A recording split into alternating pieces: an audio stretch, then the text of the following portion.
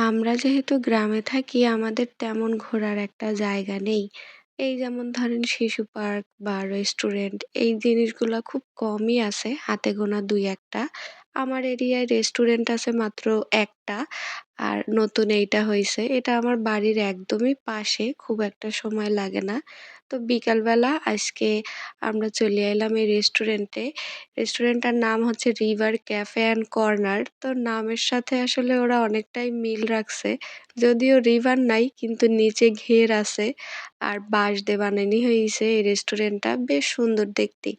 আমি আর আমার বান্ধবী আর ছেলেপিলে কটা নিয়ে চলে এলাম রেস্টুরেন্টে। আমার বান্ধবী আবার চলে যাবে। তো পরবর্তীতে আসলে হয়তো তার সাথে আর আসা হবে না। এইজন্য তাড়াতাড়ি চলে আইলাম। এই যে বাচ্চারা কিন্তু নিজেরাই অর্ডার করিছে তাদের পছন্দ অনুযায়ী। কিন্তু শেষ পর্যন্ত এরা কিছুই খায় নাই। আর যে ছোট পিচ্চিটারে দেখছেন, ও আবার ফুচকা খাবে টক দিয়ে। আবার ঝালেও ওর কোনো সমস্যা নাই। মানে ওই একমাত্র একটু মজা করছে খাওয়ার ক্ষেত্রে। আর বড় ২ টা মোটেও তেমন কিছুই খায় নাই। এখানে আমরা দই ফুচকা নিলাম। এদের সার্ভিং মানে সিস্টেমটা বেশ ভালোই লাগলো কুলোর উপরে।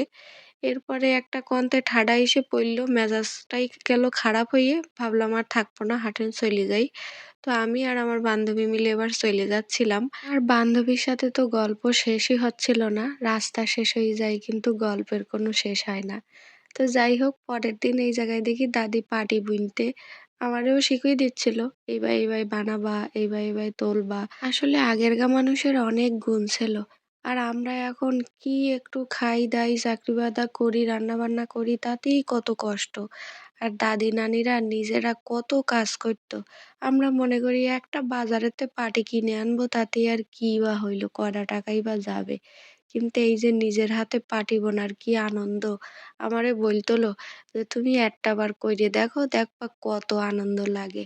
আসলে আমার দেখতেই খুব ভাল লাগছিল কিন্তু জানি না আদৌ পারবো কিনা।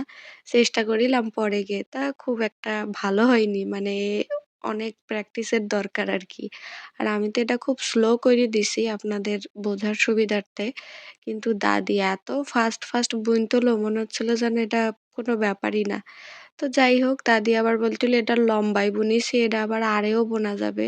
সাইডেরতে যদি আমি ভাঁজ দেই তাহলে এটা আড়ে আস্তে বড় হবে।" তো যাই হোক আজকে এই জায়গায় বিদায় নিচ্ছি। ইনশাআল্লাহ আপনাদের সাথে দেখা হয়ে যাবে আমার নেক্সট ভিডিওতে। সবাই ভালো থাকবেন। আর এখন তো বাচ্চাদের পরীক্ষা চলতিছে এইজন্য ভিডিও দেওয়াটাই কষ্ট। মানে বাচ্চাদের লেখাপড়াটার পিছনে বেশি একটু সময় দিচ্ছি। এই তো কয়েকদিন পরে বার্ষিক পরীক্ষা শেষ হয়ে যাবে। তারপর আর কোনো ঝামেলা নাই। আল্লাহ হাফেজ।